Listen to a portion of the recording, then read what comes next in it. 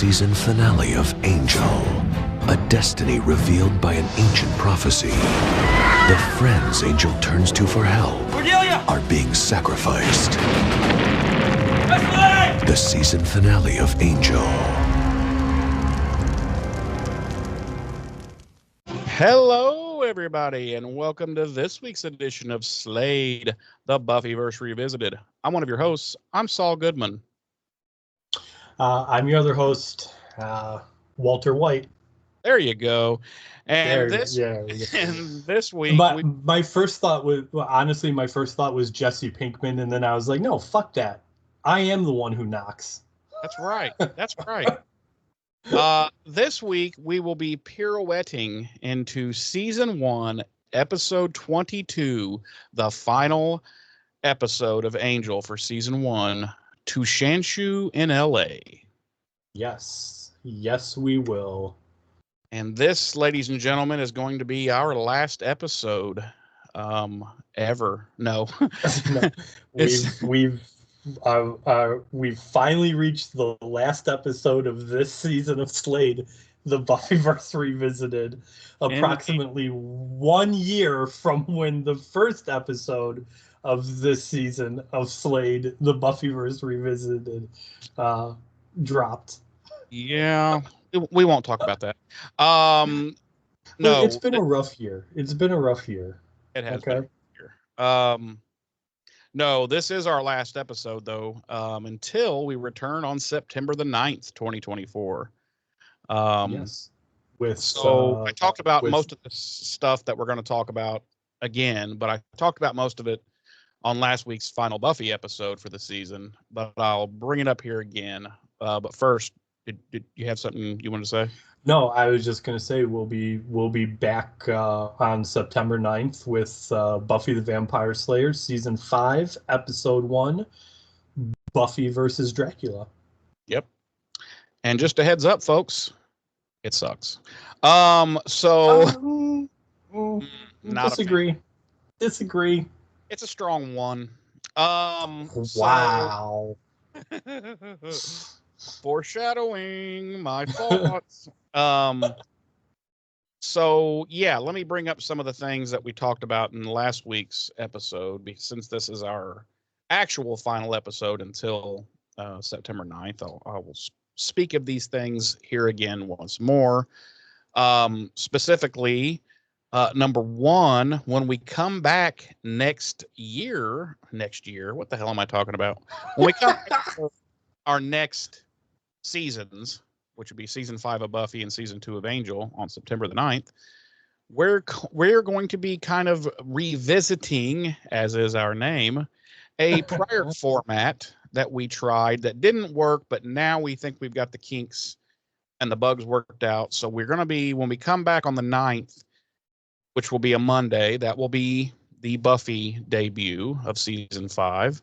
And then 2 days later, on September the 11th, that's rough, will be the debut of Season 2 of Angel. So that means we're going back to 2 episodes per week, Monday of Buffy, Wednesday of Angel, and that should help us get through the seasons in a more timely, acceptable manner.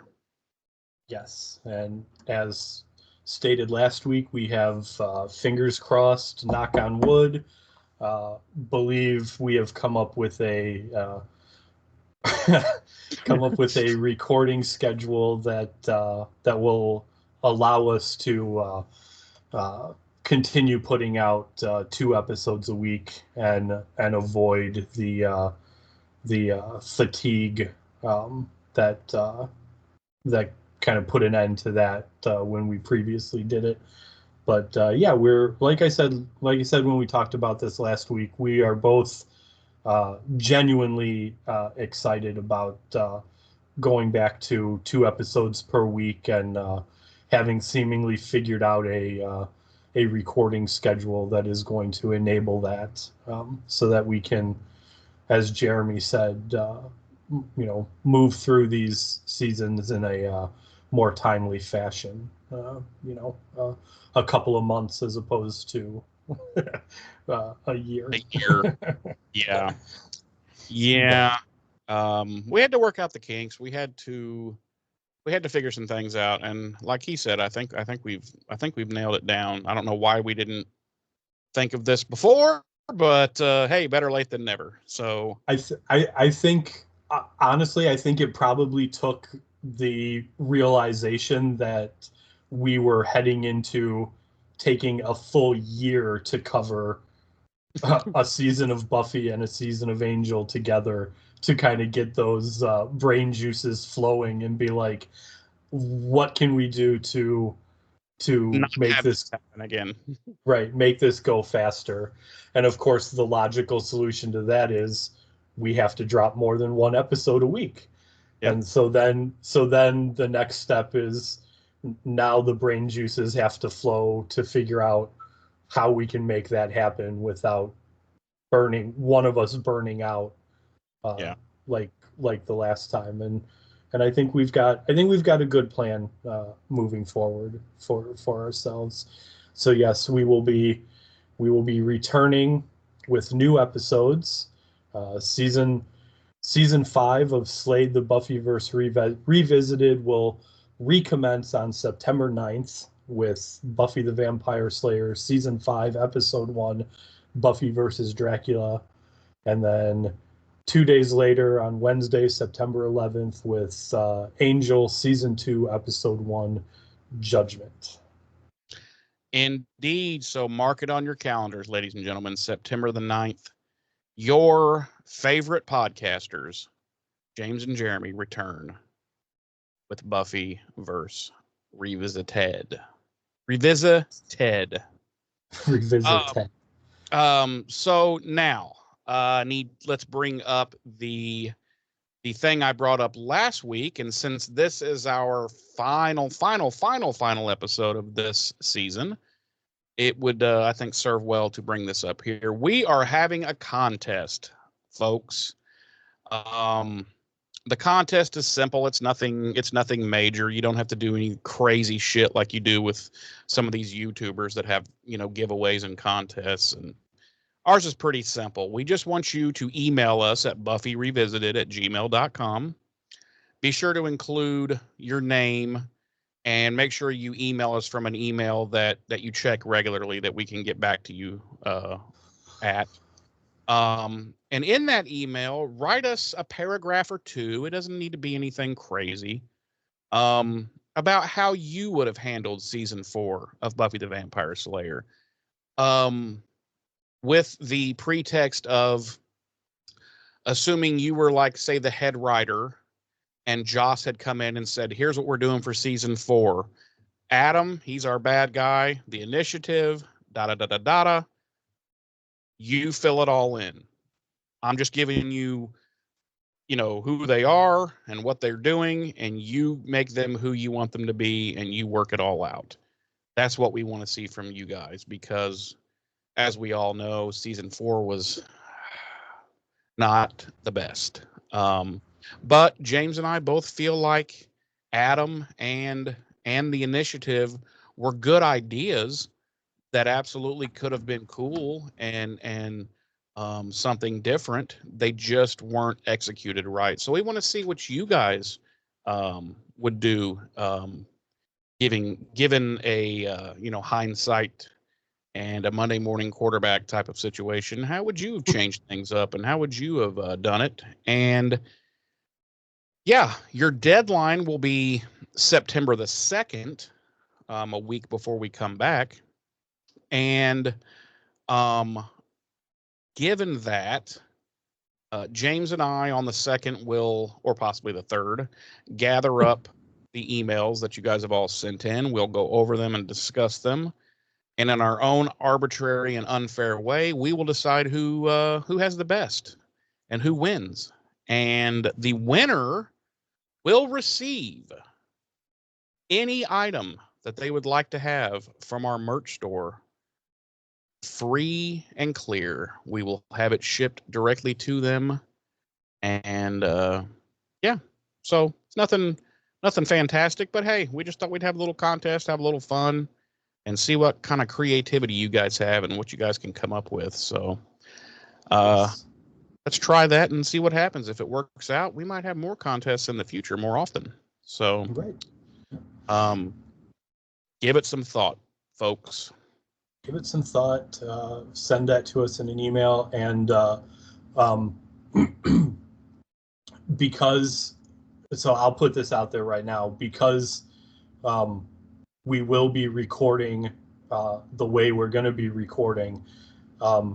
The announcement of the winner will be, we'll probably put out a special, just a very brief little, announcement episode, both audio and video, to announce the winner. It'll probably drop, the same time as one of the other episodes, if not before. But yeah, the way we are going to approach recording going forward means we won't be able to make that announcement in real time.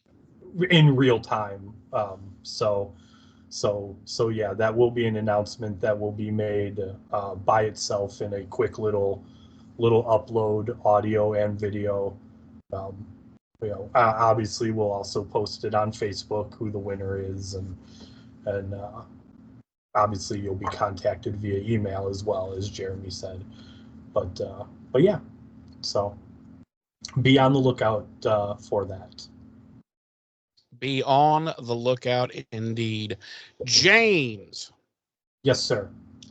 How are you, man? How's it going? How's it been? We haven't seen each other in ages, and I'm just wondering, how are those faux nipples?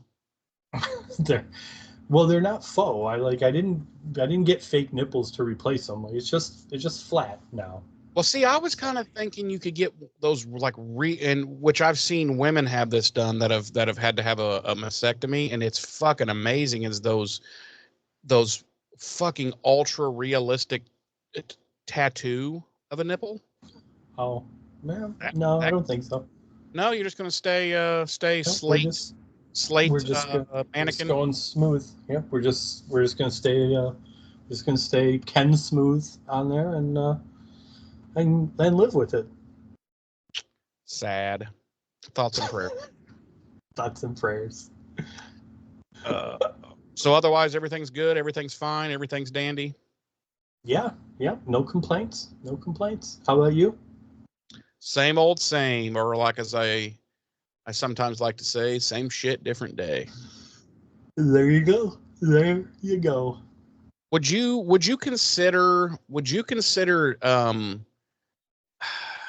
like sauteing up some dates and deets for us for this week? I sure would. You'll have to remind me again though, because I wasn't paying attention. How are we getting into this week's episode? We're pirouetting into this week's episode. Pirouetting, yes. As previously stated, we will be pirouetting into Angel Season 1, Episode 22, our 22nd episode of the series overall, and the 100th episode of the Buffyverse overall, and the Angel Season 1 finale to Shanshu in LA. Our episode director this week is David Greenwalt, and our episode credited writer is also David Greenwalt. Our original air date was May 23rd, 2000 on the now defunct WB network. Our Nielsen rating for this episode, and if you'll remember from last week, folks, I told you to pay particular attention to Buffy's ratings because, ironically, and I think this is the first time this has happened, since we've been covering both shows, and I don't know how it happened, but it apparently happened. Our Nielsen ratings and our rankings were exactly the same for both shows. 3.2 million households when it first aired, ranking it 77th out of the 124 network primetime shows for the week, and 3rd out of the 16 primetime shows airing on the WB for the week. I just thought that was kind of interesting that It is definitely the first time that's happened. Yeah, and I thought it was interesting that I didn't even know that could happen, honestly. Because they didn't come out on the same day, right? Yeah, they Oh, are they did. back to back. Yeah. That's right, they did back. Yes, yes, yes. Huh. Okay. Interesting Because indeed. remember, it Is there was, a possible conspiracy, James? I don't know. Was there something fishy at the WB New Tuesday? There might have been something fishy that we might need to look into further. We might need There to. could there could I have been want there could have been some shenanigans going on, I James. want I want the DOJ involved. I want congressional hearings. What about the WB New Tuesday's laptop? Huh? Right?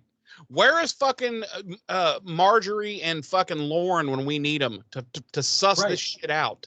Right. What about the laptop? What about the WB New Tuesday's secret server? Huh? What Right? about their emails? What about their emails? What about the WB's New Tuesdays pizza parlor where they sell children in a pedophile ring? Right. So I We think we need need to get this straightened out, and the ones responsible need to go to prison. right. Guantanamo Bay for those I'm motherfuckers. okay. Yes, Right. yes. Right. Agreed. Yep. Yep. Our God bless. regular cast. God bless America. Thoughts and prayers, and every other GOP thing, Yeah, or something. yeah. Our regular cast, as always, includes David Boreanaz as Angel, Charisma Carpenter as Cordelia, and Alexis Denisoff as Wesley. Our guest stars this week include, oh my God, so excited, Elizabeth Rahm as Detective Kate, Oh, Christian Kane. Listen, so, and I'll mention this as we get into the episode. I've defended Kate this season because I've tried to be the voice of reason and kind of understanding where she is mentally and where she's coming from. But what she gets in this episode is well fucking deserved, and it's about fucking time that it happened. and Quite honestly, she needed more, quite frankly. it honestly, it was right up there with the verbal thrashing that Angel gave Buffy at the end of Sanctuary. Like Yeah, it needed to happen. It was overdue and deserved. it was. Christian Kane as Lindsay, Stephanie Romanoff as Lila, Sam Anderson as Holland, Todd Stashwick as Volka, Carrie Cannon as the female Oracle, Randall Slavin as the male Oracle, David Herman as David, and J. August Richards as Gunn. My synopsis this week reads, the law firm of Wolfram and Hart employs a powerful demon to annihilate Angel and those around him, including Cordelia and Wesley. Which, I like my synopsis, but it's kind of dumb because who else is around him other than Cordelia and Wesley? Yeah, when it says including, it's like, well, then who did you exclude? Because Right, that's pretty much all. right. Mine reads, a scythe-wielding demon targets Angel's allies as Wolfram and Hart lawyers attempt to summon a powerful force from beyond. Ooh, I like yours better this week, actually. Like, I like mine, but I think I like yours better this week. I think mine's a little more juicy. Yeah, it's a little juicier. So we open at Angel Investigations as Wesley is continuing to try and decipher the scroll of Ebergian, part of which is the Shanshu prophecy, which speaks of the vampire with a soul. And he's able to translate a crucial word, Shanshu, as death, saying that it means Angel is destined to die. And both Cordelia and Wesley are worried, more so in particular when Angel appears completely unfazed by the news. Well, yeah, because he's like, I'm already dead. Well, I think this means like permanent. Me. I think this means like permanently dead, though. Maybe not. Like permanently, like dead. No, no, no, no, no. They also learn via the newspaper, which this struck me as a little bit odd, that Lindsay has been promoted to junior partner at Wolfram and Hart. Why would this Um, be in a newspaper? that's what I said. It struck me as a little bit odd. Um,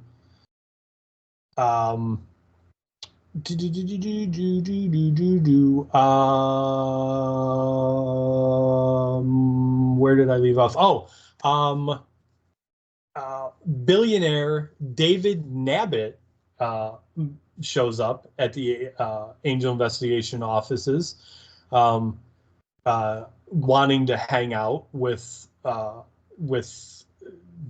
Fang Gang, and we cut to outside of Wolfram and Hart's Los Angeles offices, where we see Lindsay, Lila, and Holland calling forth a demon named Voka to perform a ritual called the Raising.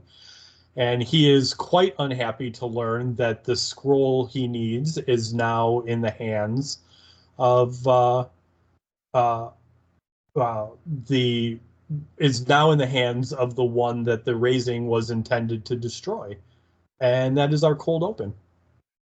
Yeah, but you forgot that as he says that, how pissed he is, he bitch slaps each one of them in turn. He does. He does. And they He just bitch take slaps all of them. They just take Yep. it because they're little lawyer bitches.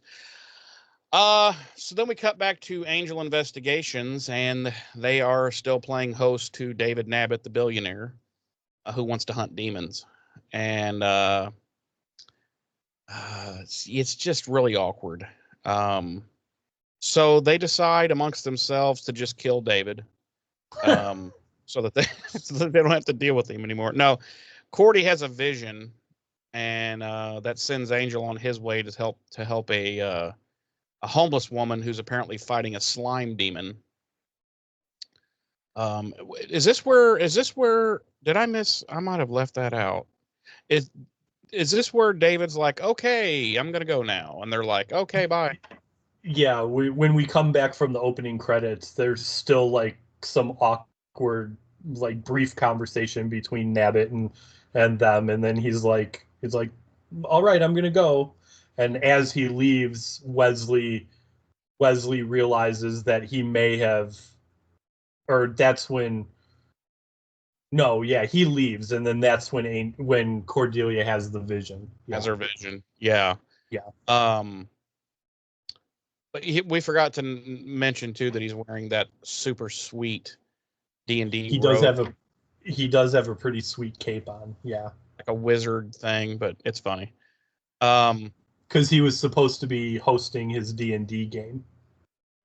So yeah, right. So then we cut to it's a little while later, and Angel has already defeated the slime demon, and he's kind of walking out of the alleyway with this woman who's a little cuckoo, and she goes on about her way, and Kate has now arrived because, as we know, she's always listening to her police scanner now, and anytime anything that sounds you know otherworldly or whatever, she shows up to. So she's a And these two beat cops that there are there first, like, they fucking drag her through the fucking mud. right, yeah, they're talking all kinds of shit about her, and And like to her face. yeah, like to her, yeah, and she's like a detective. She's way above them. Oh yeah, she's totally a superior officer. Yeah, and they're just talking mad shit. And then, so then of course, Angel comes up and he's like, "Hey, Kate," and she goes from normal to total fucking bitch immediately. And she's basically like, she's determined to rid the city of vampires in revenge for her father's murder. Is this where they have their little? No, not yet. I didn't think so. He's just more like, fuck. Okay, well, I'm gonna go now. So he fucks off, and she stays there, still being a bitch. She just has that resting bitch face. So we cut to Wesley and Cordy, who are discussing, Angel and how he's cut off from life, and da da da da da, and that he needs a hobby. And just around then is when Angel comes into the office, and Cordy offers to get him something that he can like take care of, like love, like care about, like a puppy. And Angel's like, how about no? No, I don't want a puppy. And Wesley goes to pick up some books to help him. He leaves, I should say, to go get some books that he's going to need from the magic shop or whatever they call it there in LA. But he's going to need to help finish deciphering the scroll. And he's like, yeah, we should lock this scroll up, and not leave it anywhere, just lying about. And he's like, he tells Angel, he's like, why don't you consult the oracles, and see if they can tell you anything. And Angel's like, I don't wanna. And then Wesley's like, you're fucking gonna do it. And Angel's like, fine. And then he throws his sucker on the ground and stalks away. Then we cut to the oracles. And they have been paid a visit by Voka, this demon that was raised. How he got in there, we don't know, but he was able to get into their little dimension, I guess we'll call it. And they're like, how the fuck did you get in here? How did you cross the threshold being a creature of darkness? And they basically, they're just like, you need to fuck right off. And he's like, okay, I will. But we see behind his back this big scythe materialize in his hand. And it's like, oh, what's gonna happen? Oh no. Then we cut to like an open air market where Cordy is looking at various peddlers' goods and trying to decide what she might be able to get for Angel to give him a hobby, to give him something to do and whatnot. And so she finds some art supplies at this table, and she's talking to the lady about said supplies and what she would need to like get somebody started. Whoa, are you having an earthquake? No. She just trying to decide on what paints and what brushes and yada yada. And so she finally decides on some stuff, and she makes a pretty good purchase, and the lady's pretty happy, and Cordy walks off with her satchel of goods. At which point we see Voka, the demon, kind of stalking through the crowd. And I'm like, really? Nobody's going to say anything about this guy who's like wearing a fucking Dungeons and Dragons outfit and has a half mask on. Nobody's going to even say anything, like not even look his way. But yeah, he walks through and he comes from behind Cordy and kind of brushes his hand against her hand. And then he just continues on and kind of disappears in the crowd. And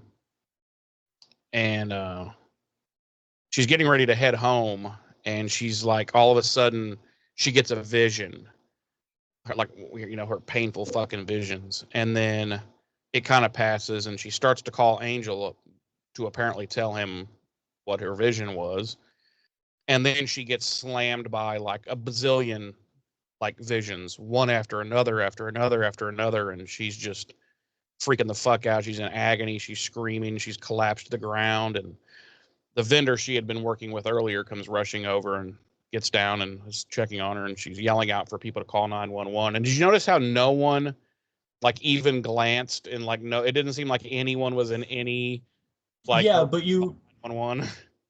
Yeah, like not only was this vendor the only one that came running over like when Cordelia collapsed, but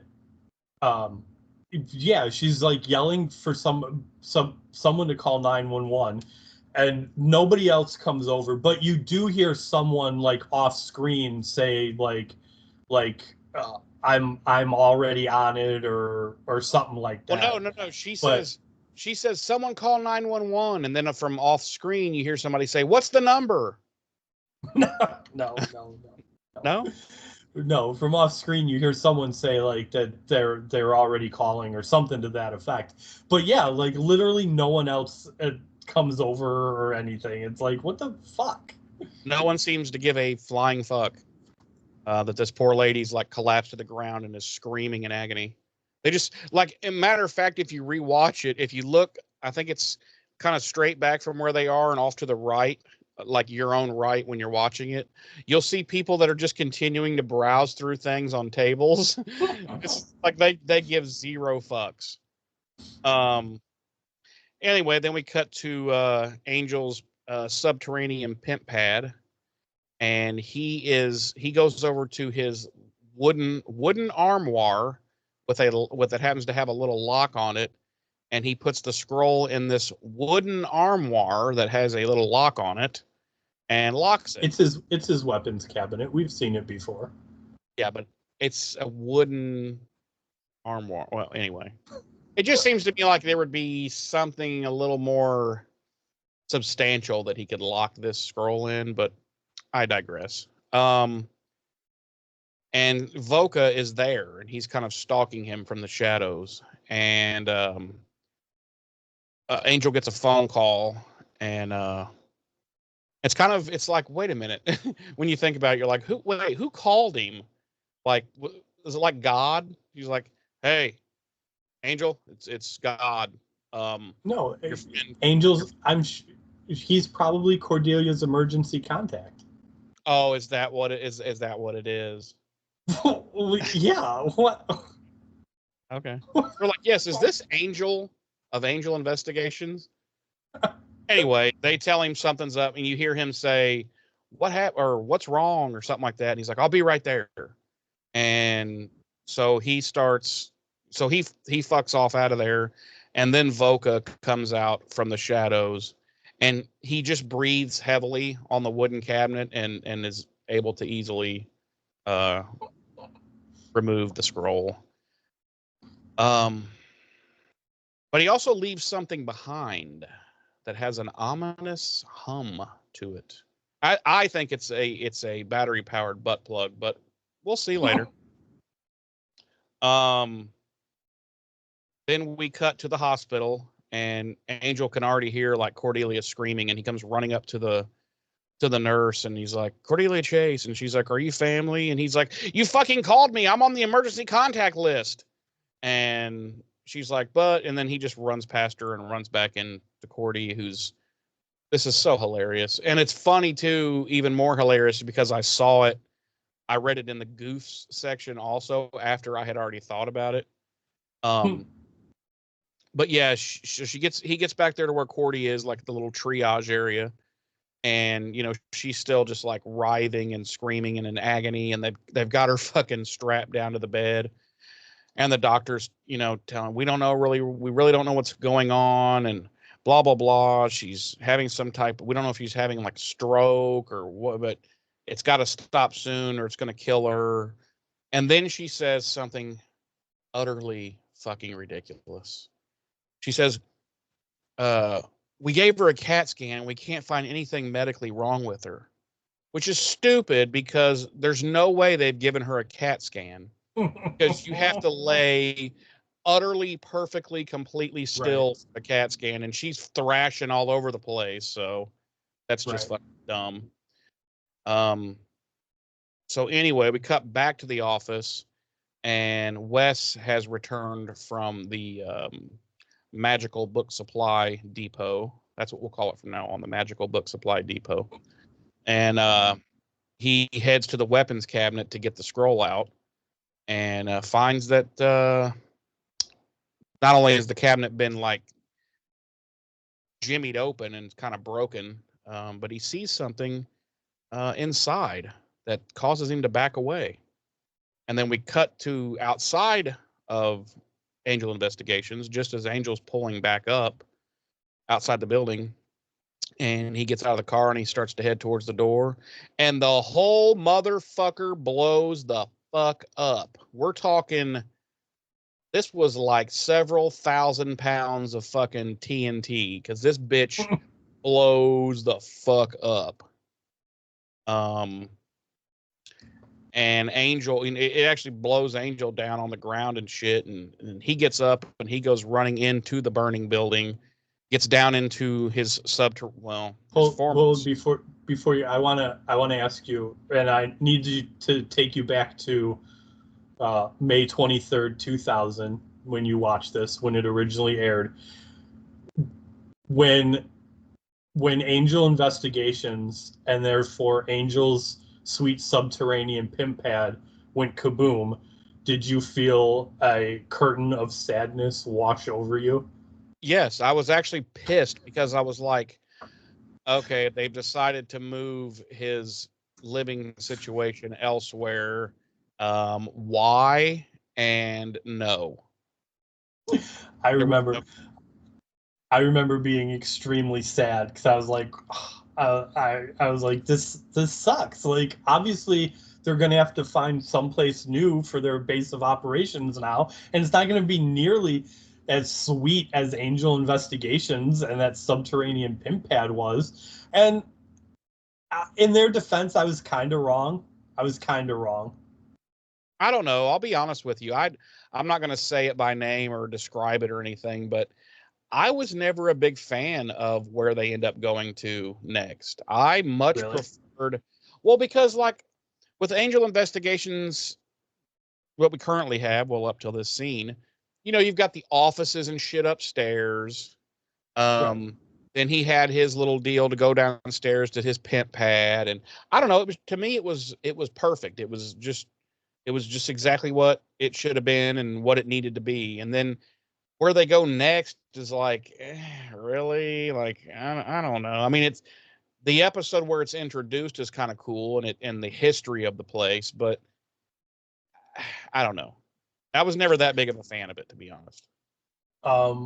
Well, David Greenwalt said, screw you, because they had to find someplace else because it was too cramped to film in the Angel Investigation location.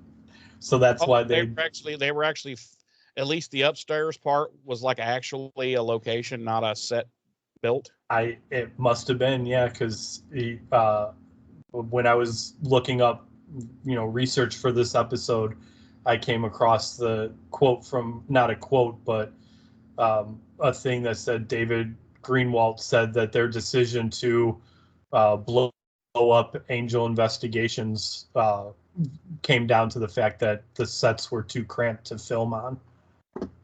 Fuck David Greenwalt. Wow. So, yeah, that's what listen, look at me. Look here.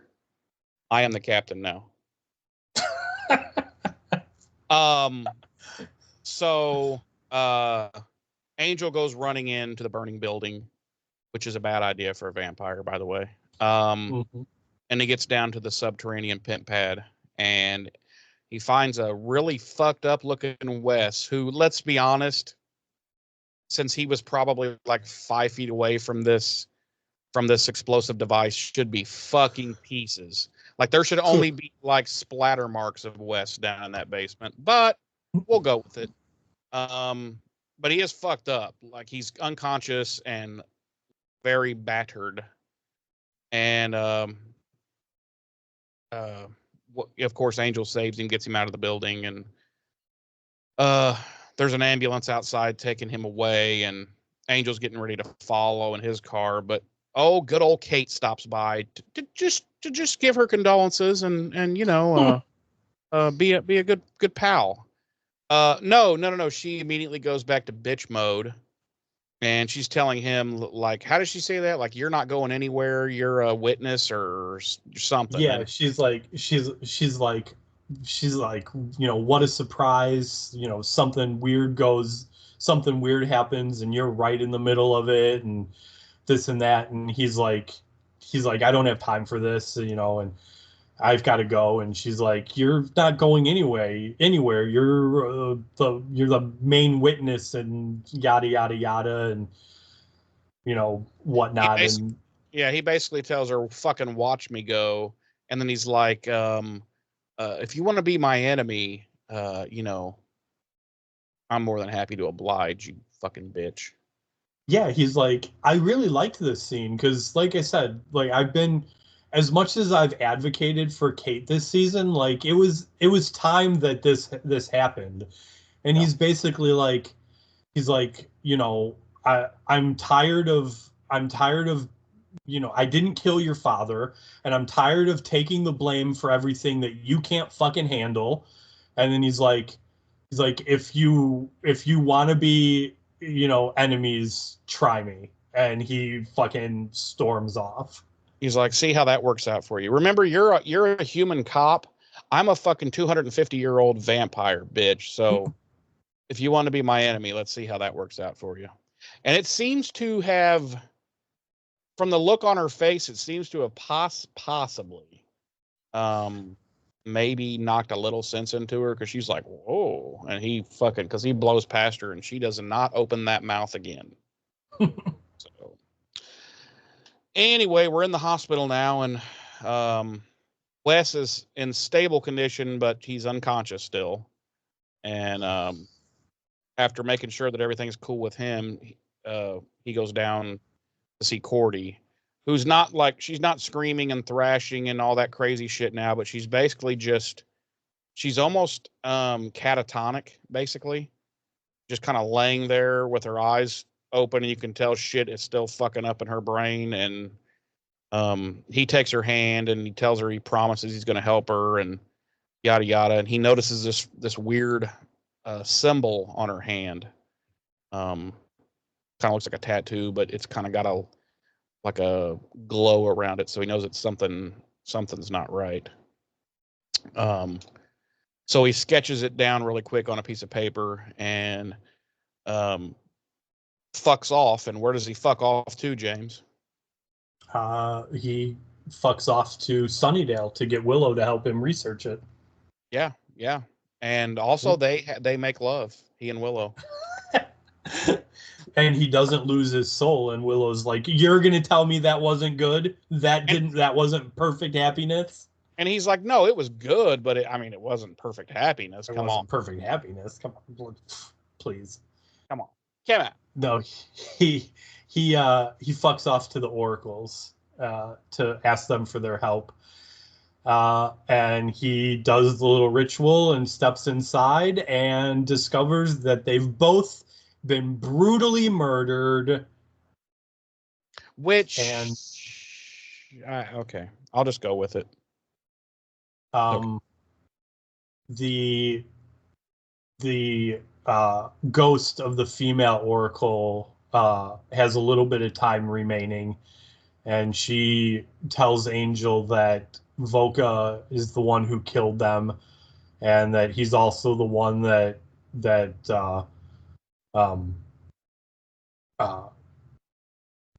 sent Cordelia the endless visions. And she tells him that there's a spell in the scrolls that can save Cordelia, and that Voka has it now.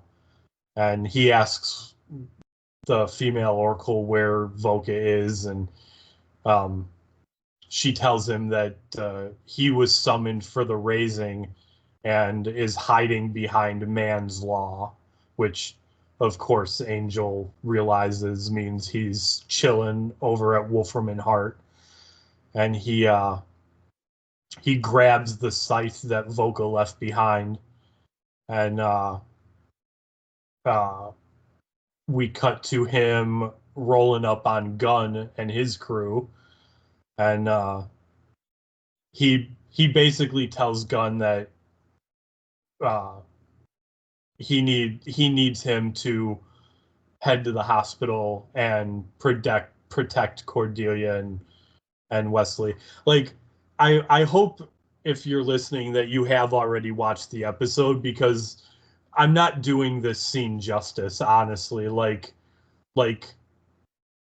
you genuinely feel that Angel is like pissed off about what's happened to Wesley and Cordelia, and that you get how important they are to him, and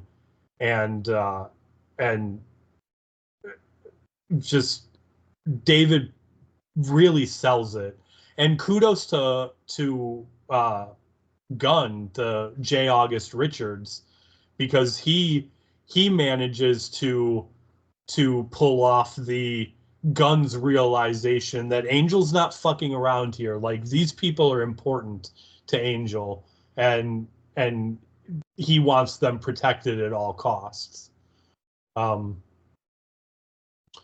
then we cut to a crypt in Wolfram and Hart, and we see there's a large cage box with 5 vampires chained to it, and Voka is walking with 2 monks around the box chanting. And as Holland, I'm not sure why, but he's reading off the scroll, or he's saying this ritual or whatever, and all it is Mecha Lecca High, Mecha Hiney Ho, and I don't know why that's the ritual. And then we cut to Holland and Lindsay and Lila outside Wolfram and Hart, who are on their way to the crypt. And Lila reminds Lindsay of another lawyer who upset the senior partners, and they made him eat his liver.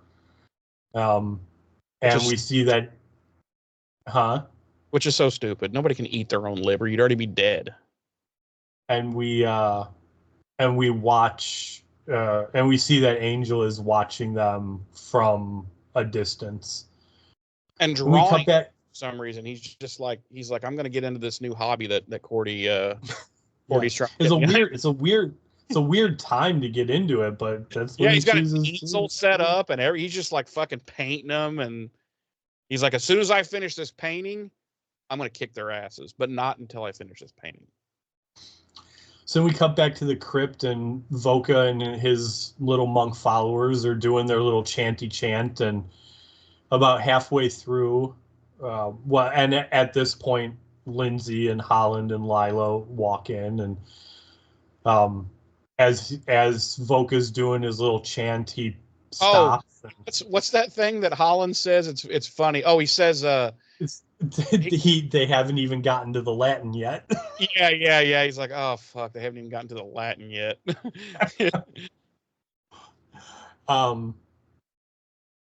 So, well, there was the scene earlier, and this is why I say, like, Holland gives me like Mayor vibes, because in the scene earlier, when Voka is like basically tearing them a new one because they let Angel, who is the reason that they summoned Voka to do the raising, is so that what he raises can defeat Angel, and yet the scroll that Voka needs to do the raising is now in Angel's hands, and they let it happen, and like he's ripping them a new one over it, and Lindsay's like, well, how can we help? And Voka's like, basically like, don't fucking do anything, I'll take care of it myself.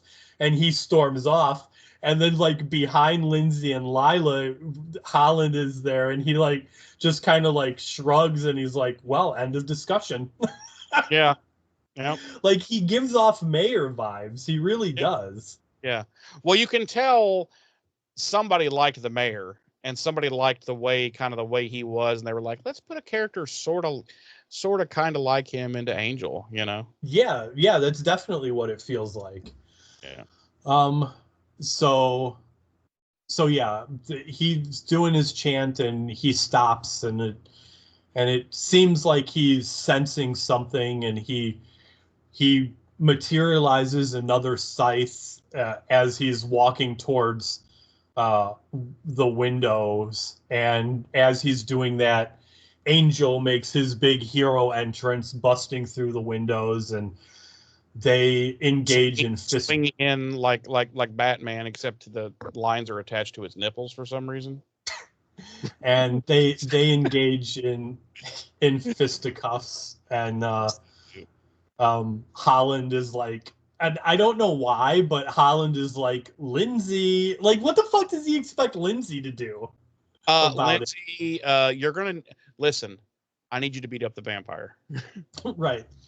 But Lindsay takes his call to arms, and he marches over to box where Voka had laid the scroll down, and he picks it up and he continues reciting the the raising spell. And as he finishes it, the 5 vampires turn to dust, and the dust starts to whirlwind around the box and then is sucked into the box. And there is a resulting bright flash and blast that knocks Lindsay into a wall and knocks Angel and Voka, away and into a wall. And Holland orders the movers that are with them to get the box, and he and Lila and the movers with the box quickly skedaddle out of there. And we cut back to Angel and Voka, who are back on their feet now, and they have resumed their fisticuffs. And what is happening from there, Jeremy? It's going to be shocking, but there is a huge fire. And, I mean, people are just running around screaming and crying. They're burning. It's really sad. It really is. It is sad. It is sad. I teared up a little bit. Angel ends up getting the better of Voka, and at one point, as they're kind of grappling close to each other, he pulls Voka's mask off, and all that's behind the mask is like a gaping hole that's like full of maggots and shit, and it's pretty good effects and makeup. So kudos to them. And then Angel plunges his scythe into this gaping hole, thus killing Voka. And he starts to unzip, but then no, I'm just kidding.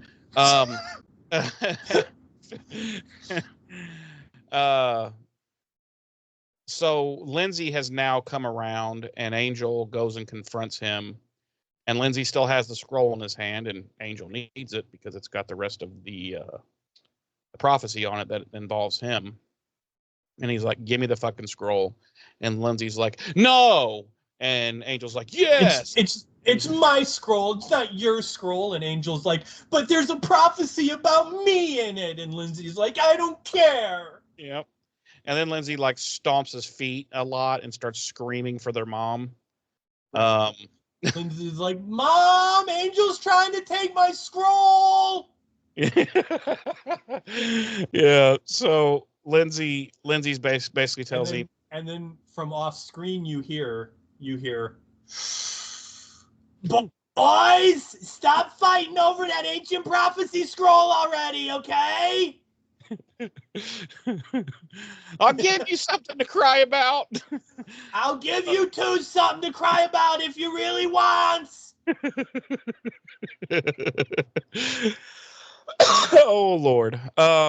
We love ourselves some Tammy the Vampire Slayer here at Slay of the Buffyverse Revisited.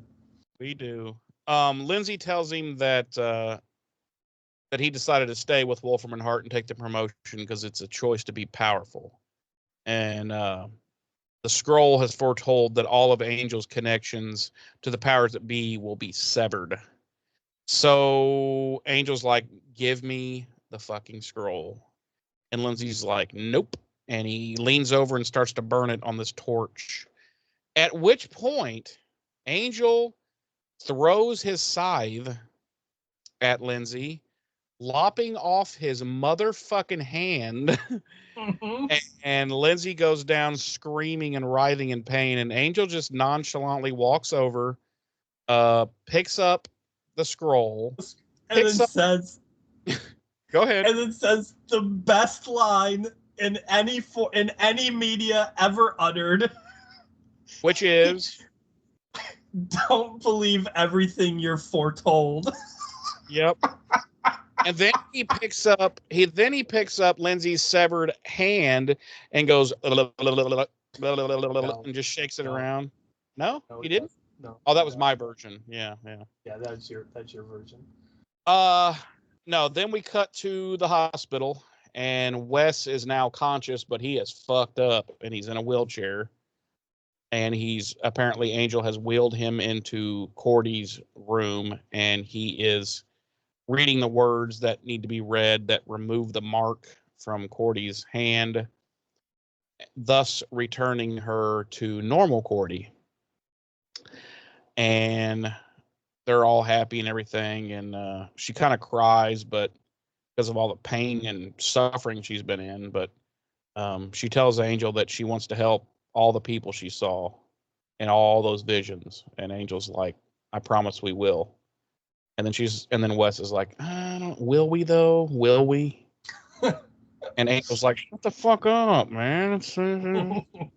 Don't get that, you fucking dick. Then we cut to, you're figuring weeks, maybe a couple of weeks later, not super long, but a couple of weeks later maybe, and they're at Cordy's apartment, and this is apparently the new base of operations, at least temporary new base of operations for Angel investigations. And Wes is still working on deciphering the rest of the scroll, and Cordy brings Angel some blood, but he doesn't really want to drink it in front of him. And she's like, please, we're family. Just eat it up. And he's like, okay, sweet. So Wesley all of a sudden finds out that he had partially mistranslated Shanshu, where he thought it was just death. It actually means to live and die, indicating Angel will die, but only once he's lived. So that all basically means Angel is destined to become human again after his trials, meaning after doing what the three of them have been set forth to do by the powers that be. So Angel's like, sweet, good deal. All right, let's do that. And, it might not happen for a long time, but they're working towards it, and Cordy's ready to break out some champagne, and Angel actually agrees that, yeah, this is something to celebrate. And then we cut to Wolfram and Hart, and Lindsay walks in with Holland, and Lindsay's stump is all wrapped up, and he's wearing a sling. Holland's telling him that the senior partners appreciate his sacrifice, and the look on Lindsay's face when Holland's like, the senior partners appreciate your sacrifice. Like he's like so fucking incredulous. Like what the fuck? Well, because what I would have been thinking is, okay, can they give me my hand back? I mean, all the crazy shit we can do, but nobody can come up with a hand repair fucking spell. And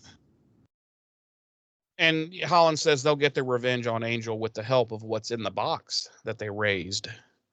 And Lila kind of cautiously walks over to it and whispers inside, and she's like, we're all pleased you're here. I know it's a bit confusing, but it's going to be better soon. A lot better, Darla.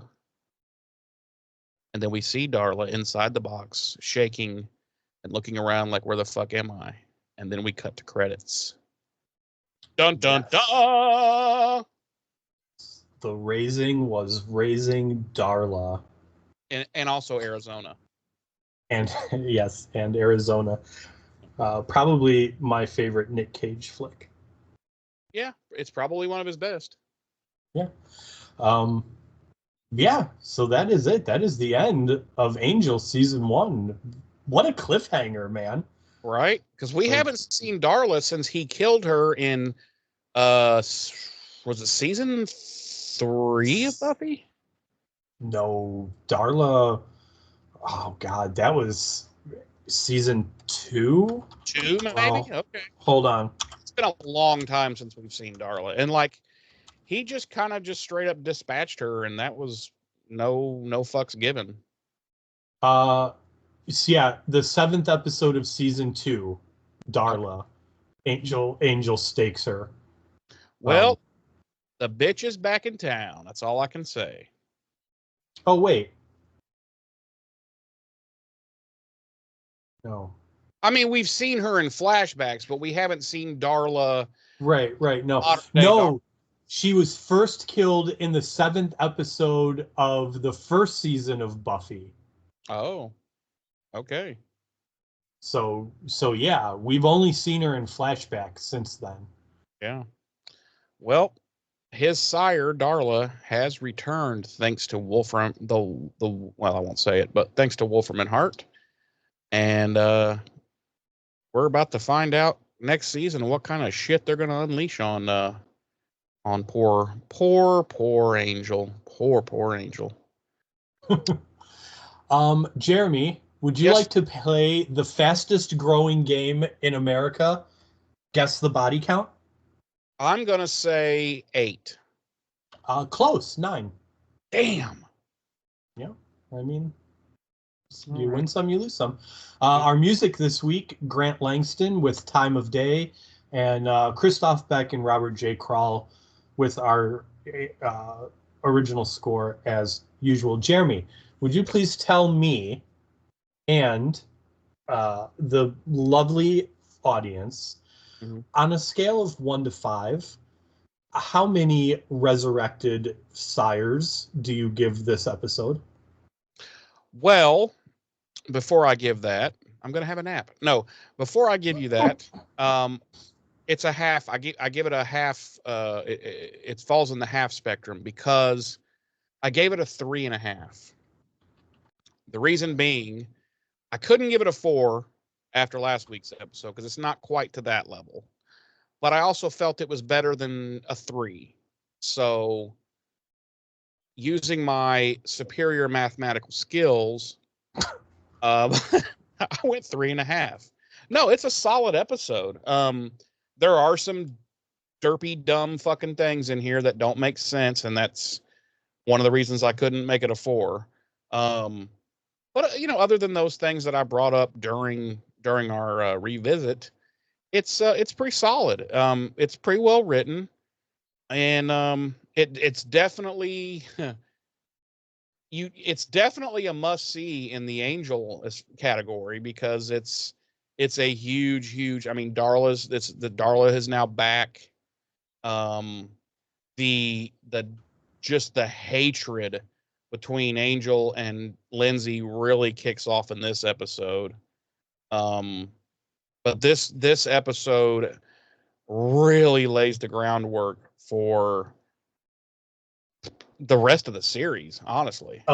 So much of the rest of the series, yeah. It really does. So you got to call it a must see. But there were enough goof ups and kind of dumb shit in it to take a half point off of it. So, but it's a solid 3.5. It's a solid episode. It's definitely worth watching. I would definitely watch it if it just came on TV randomly. But yeah, that's all I got to say about that. James. Yes, sir. Tell me and our wonderful audience, on a scale of 1 to 5, lopped off hands, where do you rank this episode, and give us your final thoughts? I give this 4 lopped off hands. Okay. I think it's a solid episode. Unlike you, I didn't find any faults with it.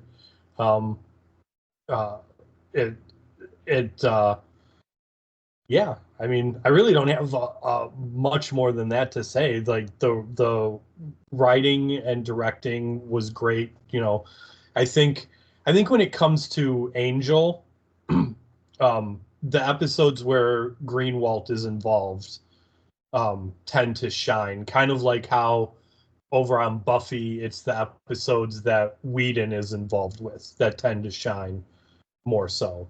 And I think that's a direct result of Greenwalt being, a co-creator of the character and this show, So I definitely think Angel was more Greenwalt's visions than Joss's, as opposed to over on Buffy where a lot of it was Joss's vision. But yeah, it's a solid episode. It's definitely a must see because, like we stated, it sets the groundwork for so much of the rest of the series of Angel. Not just next season, the series. The entire fucking series. Yeah. So it's it's definitely a must see. I think you should have taken a half point off simply for fucking us out of the subterranean pimp pad. I got sad all over again when I watched the episode again. I was like, oh, not this. I had forgotten that it was this, but I mean, it makes sense now. But I had forgotten that it was this episode where it gets bloated up. But yeah, like you said, it's a must see. If it's on, I'm not going to turn it off. Like, yeah, and I love, like, we kind of glossed over it in that final scene there, but like, there's big changes with Cordelia that stem from this episode. You know, there's, you know, in that final scene there, like she brings Wesley a sandwich and she's concerned about him and how he hasn't been eating and whatnot. And tells Angel, drink the blood. We're family here. Right. You know? We're family. And like, it definitely spurs taking Cordelia, and she never really, like, she never loses that Cordelia edge that everyone loves about Cordelia, but the character definitely, this softens her. This is definitely a growing experience for her, and takes her in a direction of growth. She becomes kind of maternal.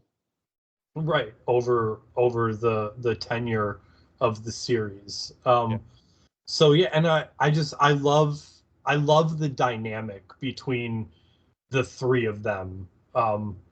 And you know, I hate to say this, because as the series progresses, I do love the dynamic that grows between the other characters that are slowly introduced that become part of our core group.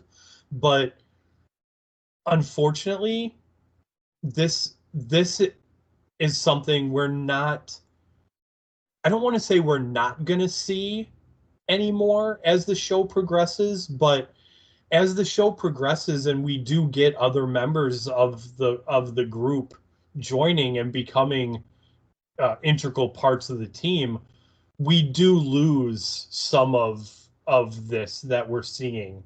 We do lose this core foundation that it started as, you know. Right. And that's sad. That I do, that is one of the things I dislike about the show as it progresses. Because I do love the dynamic between these three. And I like how it's showcased here in this episode. Just how much they all do care about each other, and whatnot. And I think I like that it contradicted, like earlier in the episode, Wesley and Cordelia saying, well, Angel doesn't care that he's prophesized to die because he's disconnected from the world and he doesn't have anything to care about. And then we're quickly shown that that's not true at all. Angel does. He cares about them, and you know, so, and that's all he needs, you know. So yeah, and he needs his Crayola painting supplies. He does need his Crayola painting supplies. So yeah, it's a solid 4 for me. A big fan of this episode. So yeah. Cool deal. Hey, James, did you know visiting the internet web address BuffyRevisited.com is actually our website? You know what, Jeremy? As a matter of fact, I did know that. And I know that if you go there, you're going to find links to our Facebook page, our YouTube, our merch, and our email address, which is BuffyRevisited@gmail.com. Now, did you know that if you go to the Facebook page, or, well, first of all, did you know if you go to the YouTube page, you can watch the video version of this podcast right now? Yeah, I did know that. This very podcast right now. Isn't that fucking insane? It blows my mind, but I'm getting used to the notion. Right. And second, did you know that if you go to the Facebook page or the YouTube page, you can leave comments on any of the posts on those 2 pages. And you can leave comments about anything, preferably about Buffy and or Angel, but really anything you wanted to. And if you click on that email address link, you can email us comments. Yep, you can. It's crazy. So, it's crazy, but yeah, it is. It's true. We wouldn't lie. it's out there. That's how it is. So The truth is out so there. there you go. The truth is out there. I wish I had a pencil to throw into my ceiling right now.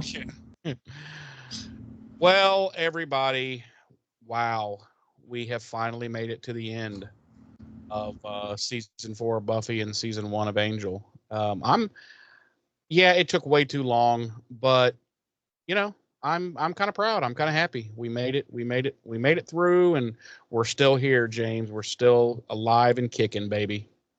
We are, and I'm proud of it in that. Listen, at any point, either one of us could have been like, "This is taking too long. Fuck it." Like we're we're done after the. You know what I'm saying? Like, yeah, I don't think either one of us, number one, are quitters, and I don't think, right. and I think both of us really enjoy podcasting and enjoy this show, and we're like, we'll put up with just about fucking anything to keep going. Right. And instead we took the slight pain of this taking a whole year to accomplish, and we have come up with, as we said last week and at the beginning of this episode, we have come up with a way to once again start putting out 2 episodes a week, so that this doesn't drag out again like this. Not just for us, but for you guys listening and watching too. Like, I know it's had to have been like painful to some degree to watch us take a year to do one season of each show. Yeah, one season of each show. Like it had to have been. But like I say, live and learn. Right, live and learn, and we have learned, and we've again, we have come up with a way that, fingers crossed, knock on wood, we're going to be able to make the 2 episode a week format work, and therefore we will be blowing through seasons again in a matter of I guess 22 weeks. Yep. So as opposed to a year. As opposed to 52. As opposed to 52, right? So yeah, we're genuinely excited about that. The fact that we're going to be able to do that again, and move through these for us and for you guys. So right. Yeah. And from the bottom of my heart, honestly, all joking and ha-haing aside, I want to thank everybody for sticking with us and making it through here. And I thank you, James, as my loyal and trustworthy ally in this endeavor. Yeah, I mean, I want to thank everyone too. Like, yeah, unfortunately, the interactions have fallen off, which was a big part of what I enjoyed, and I speak for Jeremy too. I know for a fact, when I say that he enjoyed them as well. The interactions have fallen off, but we know you guys are still out there because the views on YouTube are there, still. And there's a lot more listens on yeah, and that's what I was gonna say. The hits on the various podcasting platforms are still there and increasing. So we know you guys are still out there. So we wholeheartedly appreciate the fact that you've stuck with us. And I mean, hopefully things will take a turn and you guys will start, interacting with us and each other again. We never did get any responses to our idea about creating one specific message board or place at the site. for everyone to go to. But that idea is still out there. So reach out to us, let us know if that would make it easier. But yeah, we know you guys didn't just go away. We know you're still out there watching and listening. Like I said, I see the YouTube views. I know you guys are still there. Jeremy sees the hits for the audio version, relays that to me sometimes. So I know the numbers are still there for that, So again, we wholeheartedly appreciate that you've stuck with us. And Jeremy, I too thank you and appreciate you as my co-host, through this journey of learning and experience and growing and thriving. And anal. And, no. Okay. Well, I tried. No. So all you know what? You got to shoot your shot. All right. If you don't shoot your shot, you'll never know. Yeah. Thanks everybody. We are now going to sign off, but we're going to see you all September the 9th, 2024 for the beginning of Buffy season 5 and Angel season 2. And I have been one of your hosts. I'm Jeremy. I'm your other host, James. Ta-ta.